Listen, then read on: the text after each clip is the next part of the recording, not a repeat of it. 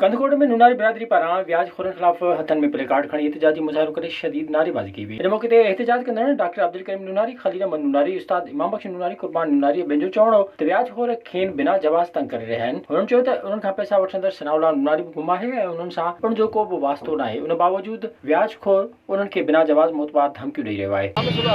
मसलो इहो आहे त व्याज खोर राज आहे असां वटि। असां शरीफ़ शहरी आहियूं, पूरे शहर में भले इंक्वायरी कई वञे असांजे लाइ, असांजी कंहिं सां काई बि नाजाइज़ी न आहे। असांखे हरू तंग कयो वञे थो। असांजे प्लाटनि ते कब्ज़ा करण जी कोशिशि जा व्याज खोर आहिनि, उन्हनि जा एजेंट आहिनि।